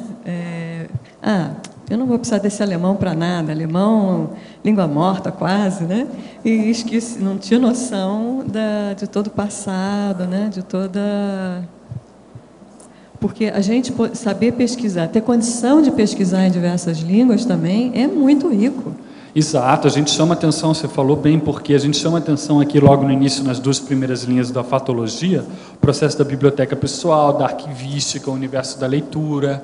E o alemão, para algumas áreas, ele é importantíssimo para a área de engenharia, engenharia química e vários tipos de pesquisa. O alemão, por exemplo, pegando aí, né? Teve uma época olha aí. Que toda a parte da engenharia nuclear, né? Era tudo alemão. Mas eu olhei para aquilo e falei, esse negócio não tem muito futuro, que foi quando eu comecei a estudar mais o alemão, foi em função disso. Mas não, esse negócio de não é bem por aí e tal. Né? Então, essa visão curta, intrafísica, né? A gente tem que se livrar disso. Boa dica aí. Sim, pois não. Você poderia comentar, por favor, ampliando o trinômio, globalização, cosmopolitismo, dromomania, por favor? Eu me inspirei lá no... Apesar de não colocá-lo aqui na... Não, está aqui na referência aí, tá? O primeiro lá, o livro da professora Kátia.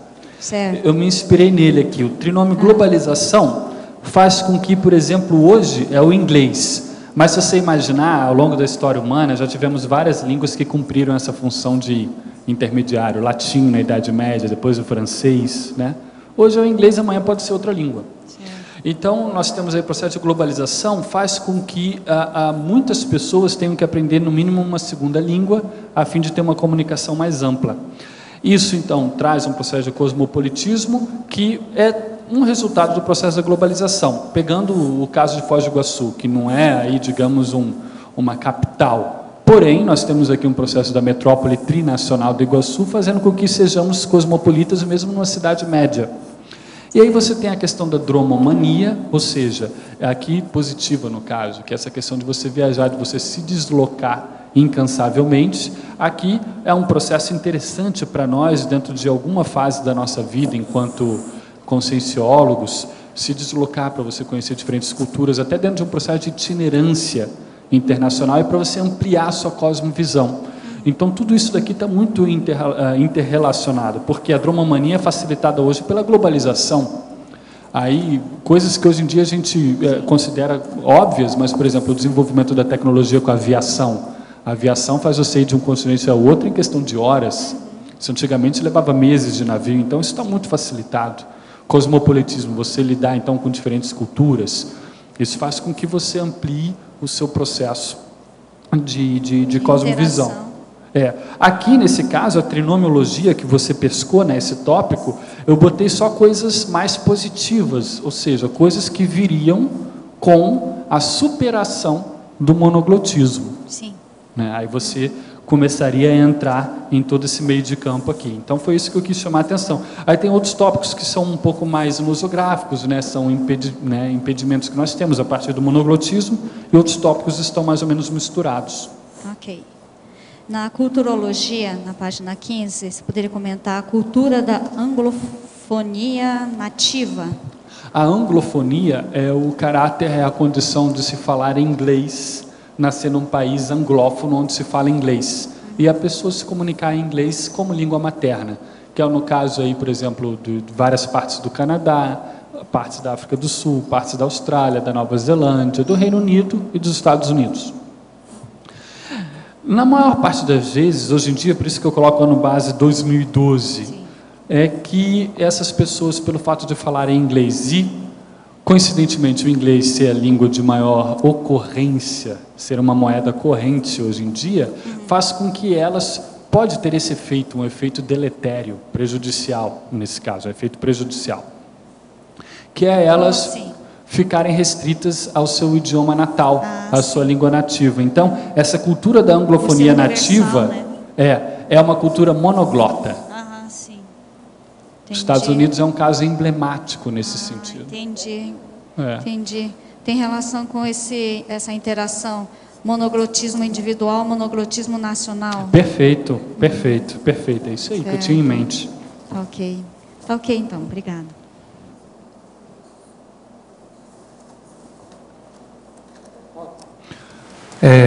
Queria que você comentasse, você estava falando do poliglotismo interassistencial, e tem o caso do Sérgio Vieira de Mello, que, não sei se tem alguém da Apex aí, mas foi muito estudada, é uma biografia muito estudada lá na Apex, que ele tinha extrema facilidade para aprender línguas, então ele ia trabalhar na África, no norte da África, tinha um dialeto lá, em 2 meses de trabalho, ele já pegava, aprendia e ficava independente, sem precisar de intérprete nem nada. E ele, ao mesmo tempo, parece que tinha já uma facilidade já para a genética, talvez, mas ele, assim, era o diplomata perfeito, projetado para ser diplomata, assim, né? Então, o que você acha? Que a parte da necessidade dele, ele era muito dedicado, né, ao trabalho, então, da necessidade dele ajudou? Você acha que teve muito mais para a genética ou necessidade interassistencial, porque ele foi um cara que ajudou muita gente, né? Que ele trabalhava diretamente com ações humanitárias dentro da ONU, e ao mesmo tempo ele sofreu um acidente de percurso feio, né? Que vitimou ele. O que você acha desse intrincamento todo dele, que convergiu numa facilidade também, que é uma das características dele? Do que eu vejo aí, João Paulo, eu não conheço a biografia dele a fundo, a ponto de dar um veredito um pouco mais confiável, digamos. Porém, à primeira vista, eu diria que é uma facilidade mais paragenética mesmo. É claro que a função ajuda, mas para chegar a essa conclusão, por quê? Você pega vários diplomatas, se todos tivessem a mesma facilidade absurda, daí você poderia dizer que, então, ou não é paragenético, é uma questão da função, ou todos que têm aquilo vão necessariamente para aquela função, que não é o caso, né? Nem todo diplomata ou pessoa que trabalha com relações internacionais tem essa habilidade que dele é acima da média, né? Nesse sentido aí. Então, eu vejo que é um processo de paragenética, já várias vidas trabalhando com isso, até o que a Mi falava dentro do processo da diplomacia. Então, a diplomacia, ela favorece, ou seja, o poliglotismo é um traço que favorece o exercício da diplomacia, essa profissão. Então, se a pessoa já está envolvida nisso há várias vidas, ela então vai acabar, né, sendo favorecida. Então, aí no caso dele, eu acho que é mais paragenético mesmo. E outra coisa, a Holanda é o povo mais poliglota do mundo, assim. E eu não sei muito bem quais foram os motivos. Eu sei que a Holanda gosta muito de comércio e isso foi um dos motivos, né, para o governo mesmo se investir, começar a investir desde as escolas. E eu percebi que lá só a pessoa a partir da quarta idade é difícil às vezes a pessoa da quarta idade saber, por exemplo, o inglês ou saber outra língua. Foi um negócio bem pontual. A partir de um momento eles estipularam uma política e sei lá, dos anos, sei lá, 40, 50, não sei, todo mundo começou a aprender outras línguas. O que você acha que favoreceu lá? O que você acha que a gente poderia, por exemplo, aproveitar, o governo brasileiro poderia aproveitar, já que o governo brasileiro é um grande parceiro comercial da Holanda, um dos maiores parceiros comerciais da Holanda, com isso, com essa cultura lá, porque também tem uma característica. A Holanda sempre foi um país colonizador, e nós somos um país colonizado, que também tem menos preconceito com relação à língua. E eles, ao contrário de outros países de lá, né, que foram colonizadores, não tem nenhum preconceito com relação à língua, muito pouco, né? E o que você acha assim que a gente poderia aproveitar aqui, o governo, de uma maneira geral, fazendo esse cotejo? E várias questões você levantou aí, né? Questões legais, interessantes. Além da Holanda, também o pessoal da Bélgica e da Suíça também tem uma predisposição ao processo do poliglotismo lá. Já são 4, né? Com o romance lá, que é menos falado, mas na Bélgica, além do holandês, que é o Flamengo lá, né? E o francês, tem também o alemão, que é uma parte que eles pegaram da Alemanha depois da Segunda Guerra. Mas ali, os holandeses sempre foram um povo do comércio, até brincando com o pessoal aqui, eles falam, bom, se você se dá bem com o inglês e com o francês nessa vida, você deve ter sido holandês. Tem pessoal que briga com isso, que fazia comércio para um lado e para o outro. Então, já é do processo do holandês trabalhar com essa questão de comércio. Agora, eles foram bastante predadores no processo de colonização, por exemplo, na África do Sul, do processo dos boeres lá. Então, até mesmo aqui, tem a questão do Maurício de Nassau, que a gente não teve grande continuidade para ver, mas tudo indica que não seria um processo muito tranquilo. Então, o que eu vejo do processo dos holandeses em relação ao poliglotismo especificamente é que a língua já favorece, tanto para o alemão, eles chegam a ter um pouquinho de inteligibilidade mútua, um entender o outro, assim, tipo português e espanhol. Um pouco menos do que o português e espanhol, mas eles já têm um pouco. E facilitam também com o inglês, porque é da mesma família. Então, isso já possibilita eles ali a pegar mais 2 línguas além da língua materna. Já tem esse processo. E pela história, processo de comércio, eles não têm nenhum problema com a Inglaterra nem com a França, então já pode aprender as outras línguas. Agora, como é que eu acho que poderíamos aproveitar com a Holanda? Não vejo tanto, mas pegando, por exemplo, essas relações internacionais, quando você falava, me fez lembrar dos países aqui hispanófonos. No nosso caso do Brasil, que eu acho que está mais próximo, viu, João Paulo? Então, eu vejo que a gente poderia ter uma política mais agressiva do ponto de vista do ensino do espanhol. Então, no Brasil, eu sei que alguns países, o Uruguai já implementou o português como ensino obrigatório, que muitos também não davam bola. Português, o que eu vou aprender português, né? Então, aos poucos, a gente fazia ainda mais se essa questão da União Latino-Americana, Mercosul, isso com o tempo, dentro das ideias do Estado Mundial, é natural que isso progrida. Então, se nós chegarmos aqui a um processo de bilinguismo, que português e espanhol, já acho que já é um passo nesse sentido. Então, acho que a gente poderia trabalhar mais nesse sentido, além do ensino do inglês, claro, que eu acho que hoje em dia é uma necessidade, né, ensinar o inglês, mas também não esquecer do espanhol, que às vezes a gente tende a deixar de lado, né, nesse processo. Alver Betógrafo.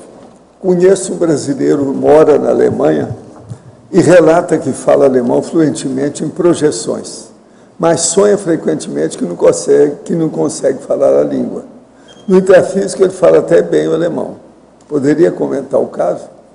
Estou bem com você. Mas, peraí, eu não entendi. Ele tem projeção aqui, falando, mas tem ao mesmo cara tempo que às sonha vezes que tem não assédio que tudo dá para trás. Então. E tem o outro que não tem assédio nenhum. Então, nunca tem um acidente, nunca tem nada. Um dia ele é atropelado. Vão olhar, foi uma ambulância que passou em cima dele, mas na frente do ponto-socorro. Então, aí precisa de ver, né? Se tem alguma coisa nesse sentido. É preciso de ver, porque ele já mora na Alemanha. Por que ele foi morar na Alemanha? Já mostra alguma relação. Se é rabo preso ou um processo positivo, a gente teria que ter mais detalhes do caso. Precisa de saber. Precisa de saber. Agora, precisa de saber se ele está assediado ou se é cara que tem assistência. Pois é. É o corpo fechado. Exato. A ambulância na frente do hospital, assim até eu, né? Mas então teria que ver mais detalhes, né, desse caso aí para poder dizer, né, com calma. Professor, no início da minha adolescência, ao ler o livro Obras Postas de Allan Kardec, eu fiquei um pouco tempo fascinado com o nome Zéfiro e ficava evocando esse nome para ver se acontecia alguma manifestação espiritual. Na época, o que despertou meu interesse pelo espiritismo foram projeções espontâneas com um Exu. Puxa, Exu não tem nada que ver. Agora, que me levou para locais extrafísicos onde tocavam atabaques. Hoje tenho 25 anos e estou conhecendo melhor a conscienciologia. Vi um vídeo do YouTube onde o senhor afirma ser o Zéfiro e lembrei desse detalhe. Será que o fascínio que tive por esse nome pode indicar que eu já lhe conheci no passado? Olha, é possível. Agora, ó, nada de atabaque e nem de Exu. Ele está fazendo força para ver se melhora essa condição aí. Mas pode ser sim. 25 anos, eu já estava aqui. Aí 25 é o pandeiro. Você precisa estudar o que a gente fala sobre o pandeiro. Vamos ver. O nosso amigo é do Rio de Janeiro, da capital. Seria bom você ver o verbete pandeirologia da enciclopédia. Pode ser que pode escrever. Né? Esse ajuda. Mas está no site, eu acho, já está. Agora, ó, enfatologia, página 12, penúltima linha de baixo para cima. Favor aprofundar as ideias vigorando acima dos idiomas, que é a conformática. Aqui é o seguinte, esse processo, como a gente já falou aqui com a Ami, estava falando, o processo do poliglotismo em si, ele fica até difícil falar, não é questão de ser secundário, não é isso, senão eu estaria dando tudo para trás, eu estou falando do monoglotismo, ele é importante, mas é forma. Então, sendo forma, nós temos que prestar mais atenção ao conteúdo. Agora, o poliglotismo nos ajuda a ter acesso a mais conteúdos. Aprender línguas não é só uma questão de forma, é questão de conteúdo também. A partir do momento que você tem diferentes recortes da realidade, você tem diferentes abordagens à realidade, isso já lhe dá ideias. Então, já tem conteúdo ali. Então, o que acontece? Nesse verbete aqui, eu não quis de modo nenhum, e a minha pretensão foi essa, eu acredito que não tenha ficado assim, vir com TACAP e querer defender de todo modo o processo do monoglotismo. Tanto é que o tema é neutro, tá? E eu quis chamar a atenção para isso daqui. As ideias vigoram acima dos idiomas. Então tem um processo do confort, onde nós temos que sempre reforçar o conteúdo. Então aqui é uma condição para chamar a atenção para o fato de que a forma não deve ser supervalorizada. Então no poliglotismo não adianta nada nós aprendermos 10, 20, 30, 40 idiomas, tudo meia boca mais ou menos, nível intermediário para básico, e fazer o que com isso? A gente espreme a pessoa e não sai nada, não tem conteúdo. Então, nós temos que ver a aplicabilidade do processo. Agora, para consim de perfil intelectual, que é o que eu quis chamar a atenção aqui, na frase enfática na última página, página 15. As consins intermissivistas de perfil intelectual, aquelas pessoas que realmente têm aí na sua ProEx o processo de escrever livros, até tratados, a Mega Gescom, imagine, o processo de você falar outros idiomas vai enriquecer demais a sua arquivística, a sua bibliografia, até o seu processo de ideia, de cosmovisão, para você grafar aquele conteúdo eixo da sua ProEx. Então, a pessoa com esse perfil que está restrita pelo monoglotismo, isso pode impactar na qualidade da mensagem dela. Isso pode, portanto, impactar no alcance interassistencial da proexis dela. Otto, aqui na página 13, em sinergismologia, talvez você já tenha comentado que eu cheguei um pouquinho atrasado, na quarta linha, aliás, você coloca o sinergismo, dedicação aos idiomas, nível linguístico. O que eu entendi, eu queria que você comentasse, eu vou, na realidade, fazer a pergunta baseada em cima disso, é que para a gente ter um certo nível, a gente precisa se dedicar ao processo dos idiomas. O que você acha mais inteligente, baseado na sua experiência, que eu queria fazer um gancho com a nossa discussão de hoje de manhã. Então, a gente está pesquisando retrocognições, muitas pessoas estão tendo acesso a isso, e às vezes a pessoa se depara com a condição dela não conhecer nessa vida o idioma da vida anterior. Então, ela tem a possibilidade dela abrir picada num novo idioma, só que isso vai ser um processo de pesquisa, um processo até certo ponto egocármico, talvez não tão prioritário naquele momento, mas que tem a sua razão de ser em função dos fatos conduzirem desse sentido. E ela tem uma segunda língua já, por exemplo, o inglês, que é muito comum, muitos dominam, mas que está, como você comentou, no nível intermediário. Será que vale a pena, visando até lá o polineurolexo no futuro, ela investir e qualificar mais a segunda língua ou partir para uma língua que ela ainda não domine, que seja nova para ela? O que você acha? Eu sei que depende muito da finalidade, a finalidade mais específica de uma pesquisa teórica até certo ponto, que, entende, não é um processo assim profissional, que eu quero dizer que a pessoa vai usar, então, e se ela não investir, ela vai acabar perdendo. Então, o que você me ajuda nisso? Olha, Pedro, eu sinceramente, se fosse você, eu entrava com tudo aí no francês, aproveitando a deixa aí, cara. Sinceramente, eu não marcava besteira aí não, sabe por quê?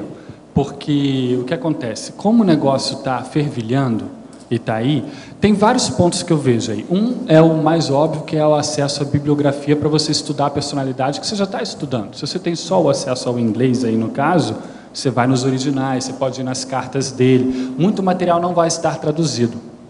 Então você já vai melhorar a sua pesquisa nesse. Então tem uma aplicabilidade, não é apenas um processo egocármico que eu veria. O segundo é que, como a sua vida está confluindo nesse sentido, eu aproveitaria e eu vejo que, de repente, aí tem que ter experiência, não exigiria o mesmo nível de dedicação que exigiria se não tivesse nenhum rapport com o idioma e tal. Como ele está fervilhando, está na superfície, entende? Eu prestaria mais atenção nisso, mas não sei, o professor Valdo quer falar alguma coisa. Agora, no caso dele, se fosse o meu caso, eu ia dominar perfeitamente o francês. O que agora... Como é que você é com o réu? francês? Não, eu fiz francês recentemente 2 anos e eu me viro bem para ler, que é o que me interessa. Então, a minha dúvida é, eu vou além para falar, para ir lá, para investir, ou eu me... secundário. Pois é, ou eu me contento com a leitura, que é o que você está falando, pesquisa e tal. Mais importante que a conversação é entender a leitura e, quando possível, traduzir. Mas então você já lê, então, não sabia que você lia, você já consegue ler numa boa? Não é aquela bracela, mas eu me viro bem com a ajuda. Então a minha dúvida é, eu sei que se eu me dedicar, a tendência é subtar, mas para isso eu vou ter que abrir mão de outras coisas que eu estou fazendo. Então, em termos de ProEx, colocando aí o Lost nessa agora, conversa, a minha dúvida é exatamente essa. A pergunta para ele é o seguinte: você teve facilidade quando você teve o primeiro contato com o francês? Ah, sim. Sem me dedicar tanto... Mas se não tivesse, aí ficaria aí difícil. Aí ia dar uma rasteira nele. Mas com pouco investimento eu tive muito resultado. É isso que eu vejo. O meu caso com o processo espanhol foi muito recente. Entende? Então, o que se passa? Eu aprendi por mim, eu já nasci sabendo espanhol. Entendendo? É uma coisa absurda, mas existe. Porque está muito isso. Latente, muito recente. Ninguém me ensinou, não precisei trabalhar muito com isso, nem nada. Sim. Então, o nível de dedicação que você teria que aplicar agora, se você estiver insatisfeito, aí tem que ver, né? Se você estiver insatisfeito com o seu nível de leitura, de compreensão das ideias, porque um nível de leitura realmente meio razoável, às vezes, ou você leva muito tempo, ou você não consegue compreender muito bem o texto. E aí é insatisfatório, né? Ele tem um outro travão que você esqueceu. O francês dele é mais antigo. Não, mas veja, eu acho que o francês dessa antigo, época, não, ok. na balança. Mas o francês não Inclusive, mudou aqui, tanto. as expressões idiomáticas. As expressões, sim. Não, vamos devagar com isso. Mas veja... Você está muito assentado no processo da conversação. Quando entra a erudição, transcende isso. É o caso dele. Tem que entrar a erudição. Então, aí o problema é leitura profunda, tradução profunda dele, ele traduzir. Aí é mais sério do que ser intérprete. Não, sem dúvida. Você sabe, o tradutor é o intérprete mais bravo que tem, que é o teoricão teático, né? Mais prático. Esse aqui é o mais bravo que tem, por causa da teoria. A hora que entra o pragmatismo na teoria, é o tradutor. Sim, sim. O ideal é Mas juntar os dois. o tradutor que eu estou falando, do escrito, não é o tradutor do intérprete. Então, o caso dele é essa segunda condição, então é bravo. Eu acho. Mas Pensa nisso. você não acha que ele deveria aproveitar o ensejo e aprofundar mais o francês ou não? Eu acho. Se fosse comigo, mas não é isso. Eu ia recuperar o francês de apenas 200 anos. Não é nada. Entendeu? E é diferente, eu sei porque eu já andei estudando. Tem expressões de francês totalmente diferentes. Não vem com essa. Não, mas você consegue ler muita coisa se você estudou francês nessa época. Outra coisa, francês é latim. O cara fica resfriado e começa a falar francês. Aqui o brasileiro aqui fica resfriado e começa a falar francês.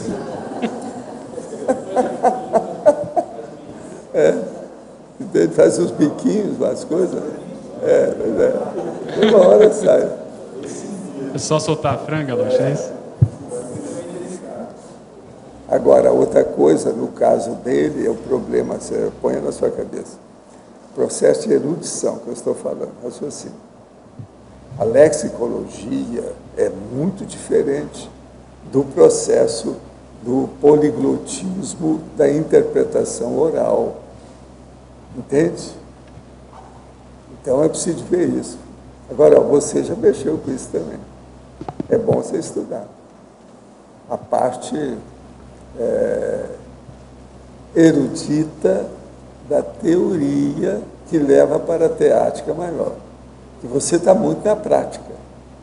Você está muito numa das partes da conformática. Eu mandei vir agora 8 livros só sobre esse processo aí, para aprofundar esse... Mas em qual idioma?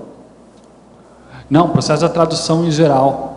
Os livros são em inglês, não tem aqui no Brasil. Não, em inglês são bons. Eu mandei vir da Amazon esses livros. Nessa linha que você está falando, eu estou em cima do lance aí. Você está no caminho. Agora, você tem que superar sua mãe. Ela não está presente, eu estou falando dela aí, ela não está presente hoje não, mas você tem que ultrapassar a mamãe. Entendeu? Esse é que é o caminho. E você dá conta disso. O processo é se dedicar. Agora, é bom na sua idade fazer isso. É agora. Isso que você está fazendo no processo, estudar o processo, ver o nível da erudição quanto ao processo do idioma. Ou os idiomas. De modo prático, o que você está querendo dizer, professor? Eu quero dizer que você vai escrever livro. Você não vai ficar só blá, blá, blá, blá, blá, blá, blá, blá, blá, não. Vai ter que escrever. Então, isso aí vai mudar. Tem que começar agora. Você tem que fazer a estrutura, a infraestrutura do processo. Não acha? Ser moço, é agora que o caminho é esse. Agora, isso de ter facilidade não quer dizer muito, você sabe. Se tiver aplicação. Facilidade aqui, a maioria tem, todo mundo é polivalente, é versátil, uma série de condições, tem muito talento de todo lado, mas é preciso trabalhar. Como é que fica? Preciso produzir. O processo é a produção. Otto. Professor? Otto. Aqui, na sua frente, aqui. Aqui, professor, por exemplo, né, quando uma borboleta se aproxima da gente, né, que tipo de mensagem a natureza poderia estar passando para a gente? Às vezes são os amparadores que estão trabalhando ali na natureza e eles mexem com a energia, aquilo bate em você. Aqui tem muito disso. E outra coisa, eles às vezes trabalham na natureza porque estão fazendo assistência para consciência. Você sabe, aqui ó, é assim de consciência e visitante. Então tem os amparadores que auxiliam esse povo. Aqui é muito comum o processo de inseto, essa coisa toda, os voadores passar em cima da gente. Eu já tive até passarinho que chegou perto de mim, fica perto, tudo. Na semana passada... Agora isso é por causa da energia que eles mexem. Você já viu o que é assim. A Marlene também já viu. Então, na semana passada, uma borboleta pousou numa fruta que eu estava comendo. Estava um vento. Não, mas agora o que é duro é a hora que lá vem atrás, 17 borboletas em cima de você. Então, um ataque da esquadrilha. Eu me contento só tudo com já uma aconteceu mesmo. aqui. Oi? Agora, tudo já aconteceu. Aqui em cima, às vezes tem muita borboleta, conforme o dia não tem. Porque precisa ter mais água para ter. Mais lá para baixo, às vezes tem mais borboleta, depende do local. Agora, aqui em cima, existe como se fossem ninhos de borboleta. Sabe como é que é? São os coleópteros, aquele negócio todo. Então, por exemplo, tem essa borboleta bonita, aquela azul, grandona. Às vezes tem, junto à minha casa lá, e tem um local lá. O ano inteiro tem essa borboleta aí. Então tem muita coisa nesse sentido. E essas aí, elas atravessam você, até assustam, porque são umas grandes. Mas se aproximar de você, da pessoa é raro, né? Não é comum. Isso não é comum. Os insetos, como os bichos em geral, eles se afastam. Mas, por exemplo, as pombinhas aqui, às vezes, chegam para você, chega pertinho. Pode até pegar.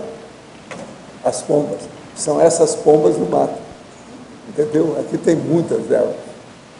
Essas pombas são muito assim, é como o cara fala, são frescas. Entende? Elas são dadas. É interessante isso aí. Otto. Oi. Página 13, por favor, em crescendologia. Eu queria que você explicasse o que seria esse quinto léxico aqui do primeiro crescendo, o hiperpoliglotismo. 6 ou mais. 6 ou mais. Bem falados e escritos, tecnicamente. Exato. Por isso que você sabe que essa definição, né, Fabiana, de poliglotismo, ela é muito movediça. Cada autor define uma coisa. Tem gente que define poliglotismo como 2 ou mais. Na enciclopédia a gente acabou definindo como 3 ou mais. Então a definição que tem sobre hiperpoliglotismo é 6 ou mais, mas aí, dependendo do autor você vai mudar isso. Mas aqui, na minha interpretação, é 6 ou mais. Achei interessante o crescendo, que logo depois você coloca o consciências. Exato. O mais importante não é o número, é a qualidade daquilo que Perfeito. A pessoa aplica do poliglotismo. A que aplicabilidade. Ela tem. É a qualidade, não é número, não, isso é bobagem. Isso é bobagem. Qualidade. Eu concordo. Otto, Pois não? aqui no ar, por favor. Pois não. A partir das suas experiências pessoais, você poderia falar e comentar um pouco mais a respeito do binômio poliglotismo para psiquismo? Como que o poliglotismo vem influenciando no desenvolvimento do seu parapsiquismo? Comigo é bem assim mesmo. É o poliglotismo ajudando no desenvolvimento do parapsiquismo. Eu tenho tido profissões que lidam com o processo de idioma, então como eu dou valor a isso, ao processo profissional e dos idiomas, eu aproveitei isso, porque é o que eu tinha, era o que cada um faz o que pode, né? Aí eu aproveitei isso para poder ir desenvolvendo dentro do processo do parapsiquismo. Então, como professor de idiomas, eu tive experiências do ponto de vista de exteriorização, de energias, para os alunos fazendo provas, testes, exercícios, e também processo de insight, dando aula, que é comum, super comum dando aula. Como guia de turismo, tive experiências, até eu já escrevi alguns verbetes sobre isso, tenho o verbete guia de turismo autoconsciente, então processos de acoplamento, processos aí também de insights, de, enfim, assimilações energéticas. E agora, enquanto tradutor e intérprete, eu também tenho anotado todas essas influências, intercorrências parapsíquicas que atuam no exercício da profissão. Então, tem uma que eu venho pesquisando, que é o processo do traduto pensene, que é, por exemplo, quando a gente está aí no exercício da interpretação, que a gente tem que fazer a atenção dividida constante. Você escuta um idioma, entra uma coisa, sai outra, né? Você escuta em português, sai em inglês, por exemplo, e no meio do caminho você está reprocessando. Aquilo que entra você tem que processar e falar em outro. Quando você consegue fazer aquilo durante algum tempo, continuadamente, o que eu notei que comigo é que começa a dar descoincidência. Aí dá descoincidência das mãos, começa a ter soltura energossomática do processo. Então, isso é muito interessante, porque você está com a sua manifestação calcada no PEN, bem ali no processo do pensene, no processo mais mental somático, e você começa a ter solturas, enfim, é interessante esse ponto de vista. E processos de visualização de aura, processos de identificação de holopensenes. Então, isso tudo tem me ajudado no meu processo de desenvolvimento do parapsiquismo pelo poliglotismo. Agora, pois não. Não, pode continuar, depois eu pergunto. Não, é que aí também as pessoas podem atuar do sentido contrário. As pessoas que têm um parapsiquismo mais desenvolvido e que não têm tanto o poliglotismo podem utilizar esse parapsiquismo para poder, por exemplo, ali o caso do Pedro que a gente estava falando. Então, com todo esse processo aí do francês vindo à tona e tal, então ele pode tirar partido, já tem tirado partido disso, um processo de natureza parapsíquica para poder dinamizar um processo de idioma. Então, você tem dos dois lados, né? E quando você se acha projetado, assim, lucidamente, como que você vem percebendo essa questão da influência do seu poliglotismo nas projeções lúcidas? Olha, o fato das projeções lúcidas é que eu tive projeções, no caso, várias semiconscientes, onde naturalmente o idioma, o poliglotismo, ele se impõe. Então, você muito naturalmente, pelo rapport, pelo holopensene que está ali, pela forma holopensênica das consciências com as quais você está interagindo, todo aquele processo faz com que você automaticamente já se expresse no outro idioma. Então, é muito natural esse processo de falar outros idiomas no extrafísico. Isso acontece com alguma frequência. Mas eu ainda não tive experiências assim de saída lúcida, vou sair lucidamente, vou fazer uma assistência tal que vai me demandar o idioma X. Isso eu ainda não tive. Porém, está no horizonte, né? Está aí no nosso horizonte de possibilidades, para vivenciar esse processo. Ok, obrigada. De nada. Otto, sim? Você poderia explicar na maniologia glossomania? Glossomania, não sei. Maniologia na página 14. Ah, sim, a glossomania. Aqui é a mania das palavras. Aqui, glosso, no caso, você tem, por exemplo, o glosso. A mania glosso tem a ver com língua, por isso que tem a linguística, um dos sinônimos da linguística, por exemplo, é glotologia. Então tem várias palavras que se formam com esse prefixo, gloto. Estou olhando aqui no dicionário, mas ainda não entendi como que seria essa glossomania. Essa glossomania, aí no caso, geralmente essas manias que nós temos no dicionário, elas têm um viés negativo, né, de patologia psicopatológico. Aqui poderia ser um processo positivo, claro, se atentando para o processo da qualificação interassistencial, mas um processo quase de uma filia, uma mania. Isso observa em muitos poliglotas, só que sem um rumo, sem uma aplicação interassistencial. Você entra e digita em inglês lá no YouTube, polyglotism, por exemplo, polyglot. Você vai ver dezenas de poliglotas e caras que aprendem 10, 20, 30 idiomas, eles têm essa glossomania. Mas não tem um processo prático. Exato. Então, aqui no nosso processo é ter a cosmoética vinculada, né? E isso tudo para ajudar na superação do monoglotismo. Legal, muito bom.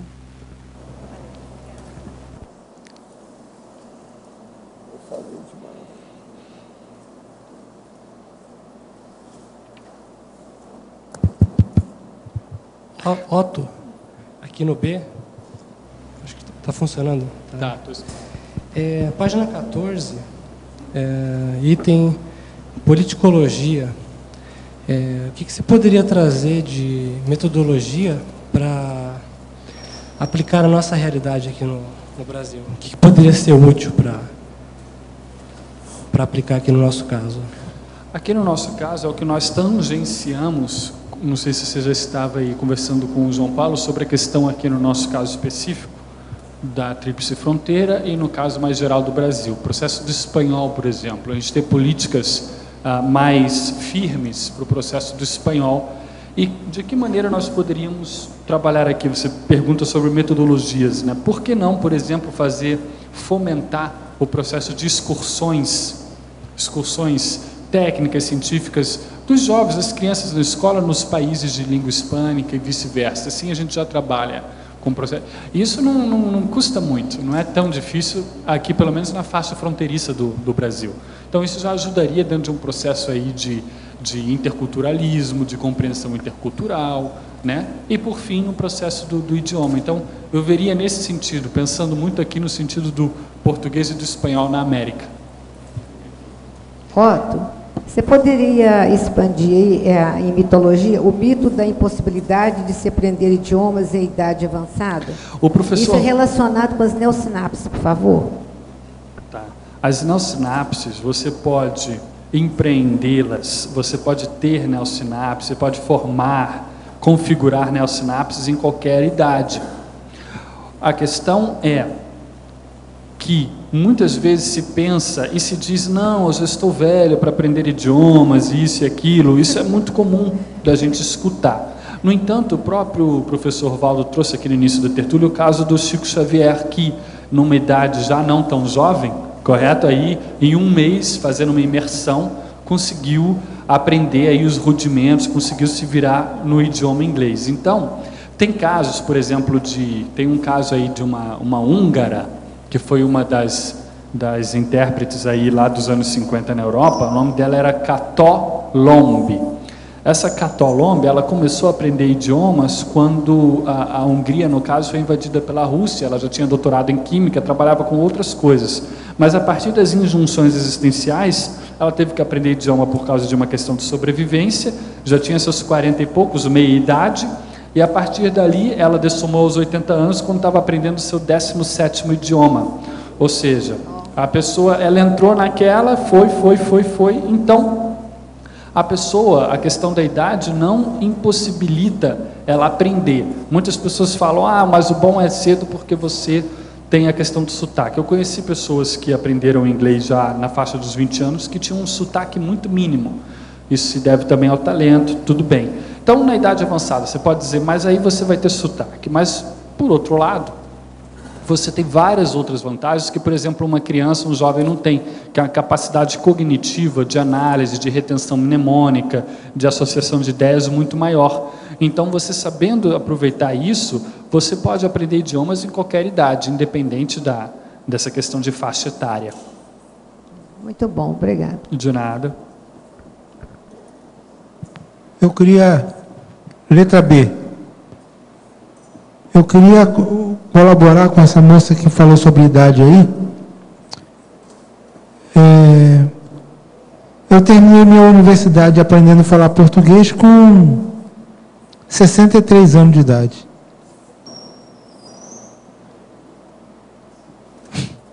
Então, esse negócio de idade é indiferente, você sempre tem possibilidades e chances de aprender sempre. Perfeito. Agora, 63 é jovem para mim. 63 o quê? É jovem para mim. Sim, é menino. Com 63 é menino, pô. É um adolescente, não é isso? Pô, tá durando aí 104 100, 120. anos. É.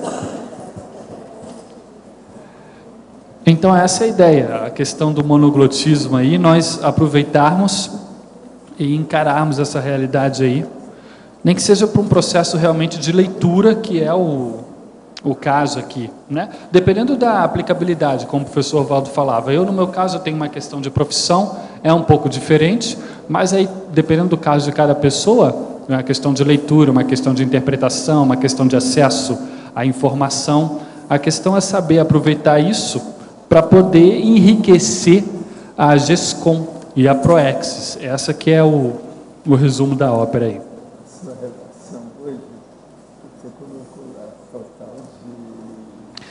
Em tempo, tem uma questão aqui, uma correção. Na exemplologia, o segundo item, monoglotismo parcial, é o da personalidade com algum conhecimento de outro idioma, porém, incapaz de utilizá-lo com o mínimo de desenvoltura. Aqui é porém. A gente já arrumou com o professor Valdo, é aquela pessoa que conhece um pouquinho só, né, aquele negocinho, uma palavrinha ou outra e tal, mas acabou se contentando com isso, não desenvolveu, e toda vez que se vê numa situação de leitura ou comunicativa, acaba ficando frustrada. Então, isso é um processo que também deve ser superado no crescendo da comunicabilidade pessoal. Seu verbete do DAC, em liberologia, ali no finalzinho, você fala na terceira linha da maioria ter sido escravizado no passado e querer tirar o atraso. Os anarquistas se encaixariam nesse caso? Pessoa que foi a aí depende da tendência da pessoa. Se ela tem aquela raiz pretérita muito forte, há uma tendência do processo, em qualquer área. Na área política, filosófica, social, entendeu? Essas coisas tudo ocorrem mesmo. Mas o negócio é mais sério do que a gente pensa, entende? Agora, por isso que eu estou falando aqui, ó, o que para uns é liberdade, para outros chama-se libertinagem. Isso tudo é diferente. O Quintiliano já tinha falado disso no primeiro século dessa nossa era. Negócio sério, para pensar. Mas...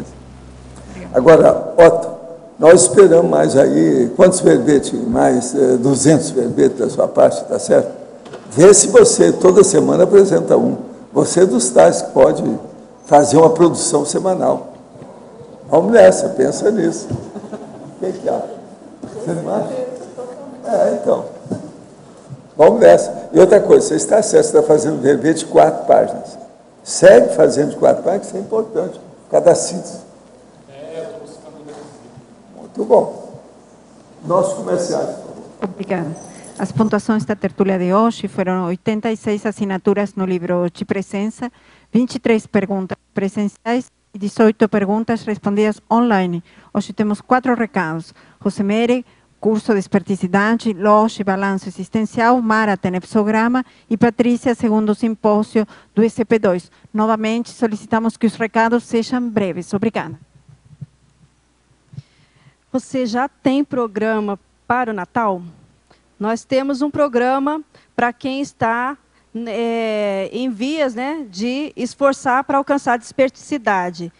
Segunda, terça e quarta, ou seja, 24, 25 e 26 agora de dezembro, nós estaremos realizando o curso Desperticidade, um curso ministrado por 3 EPICONs, com debates sobre verbetes, sobre desperticidade, e também campos parapsíquicos com a dinâmica do energoduto. Nós esperamos por vocês inscrições no CAEC. Obrigada. Pessoal, boa tarde. Gostaria aqui de convidá-los para o curso Balanço Existencial, que a proposta é ajudar a pessoa a fazer um levantamento da sua vida, dos seus erros, acertos, conquistas, realizações, omissões, e a partir daí estabelecer um saldo e um plano de ação para os próximos anos no intuito de melhorar os resultados da PROEX.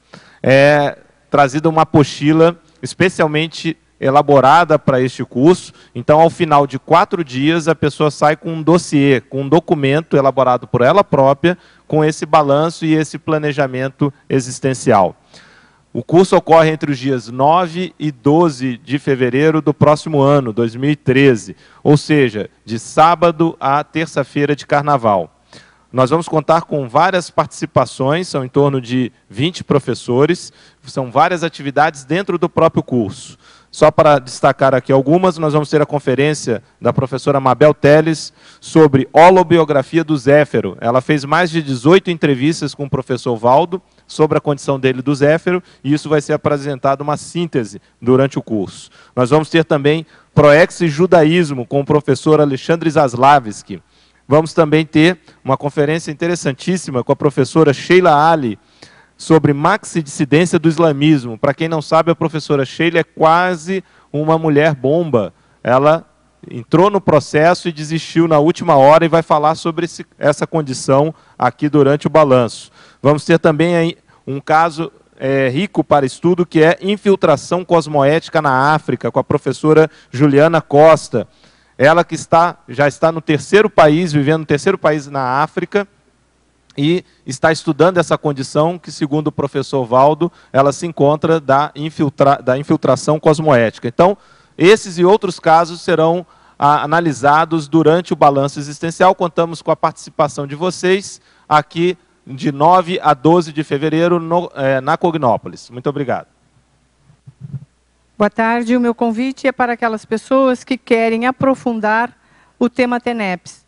O curso é o TENEPSograma, o inventário da TENEPS. É um curso sem pré-requisitos, ministrado pelo professor Mário de Oliveira. Ele é composto de um questionário com 100 perguntas, onde quem é tenepsista poderá fazer uma avaliação da sua TENEPS. E aquele que ainda não é tenepsista também poderá ver o que está faltando para ele se tornar um tenepsista. Tem também 2 campos, um de TENEPS inicial e outro de TENEPS avançada. Então, quem não faz TENEPS poderá, experimentando esses campos, se sentir motivado para começar a fazer a prática da TENEPS.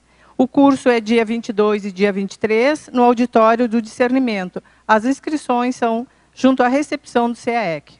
O telefone é 3525-2652. Obrigada. Boa tarde. Eu gostaria de convidá-los para o 2º simpósio de equipes do ECP2. Esse simpósio ele é resultado do aprimoramento das equipes de ECP2 de 2 décadas de trabalho com o curso de campo ECP2. Inicialmente era uma atividade fechada e hoje ele tomou corpo e é aberto a todos os interessados no ECP2 e no tema da desperticidade.